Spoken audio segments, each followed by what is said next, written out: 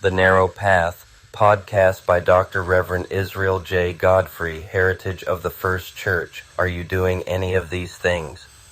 Lying on others? Gossiping about others? Living in a second marriage?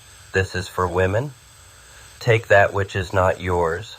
Have your words cause someone's death? Do you lie, period, regardless of the circumstance? Are sexually immoral? Having sex outside of marriage, homosexuality. Now let me ask you this. Are you obeying every word and commandment that Christ spoke in the Gospels? Saying yes to the first set of questions will land you in hell regardless of you claiming Christ. He said that himself.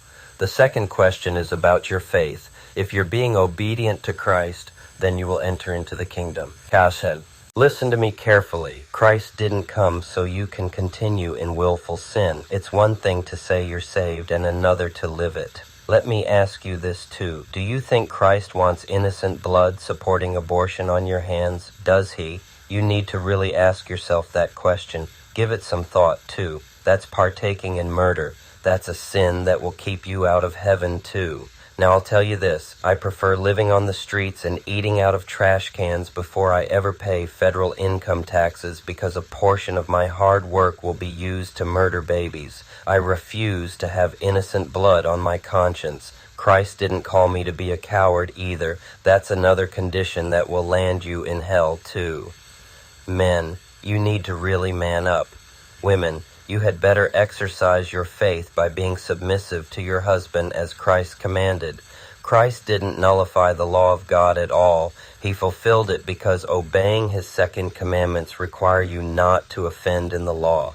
You should familiarize yourself with his commandments and God's. Lawlessness doesn't refer to men's laws. Lawlessness is referring to disobeying God's laws. Sin is rebellion, and you're breaking Christ's commandments too. I know this is hard for some of you to accept, but don't be deceived.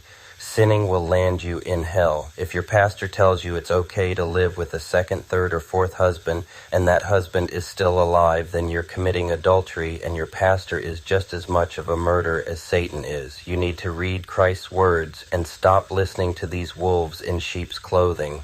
There are many, many pastors in hell. They weren't in heaven when I had a near-death experience. If they weren't there, then where else could they be but hell? You will never have the supernatural protection or even witness the real supernatural without the faith required of it, and that requires obedience. Stop hearing what you want to hear. Start hearing what you need to hear. I might be hated for the truth, but I'm being obedient to the truth. My destination isn't hell. Yours is questionable if you're living in sin. Grace is for those sins you cannot get rid of, no matter how hard you try. It's not meant for direct disobedience. Being obedient requires faith because in many cases it may not be what you are willing to go through to be obedient. These pastors have stunted their spiritual growth in Christ by accepting the easier choices. That's not real faith. It's faith in the world around them instead of faith in Christ alone. Yep, you guessed it. They're going to hell too. There's no point in arguing with me. I'm not your judge. My near-death experience aligns perfectly with the Scriptures. The Scriptures are the authority over a true believer's life. Do yourself a favor and find out for yourself. I never said it would be easy. Only the choice is easy. You'll never have the spiritual tools you will need to counter evil in your life without it. What the world sees as a defeat is actually a victory because you stood on biblical principles, and it doesn't matter what the world thinks. It only matters what Christ thinks.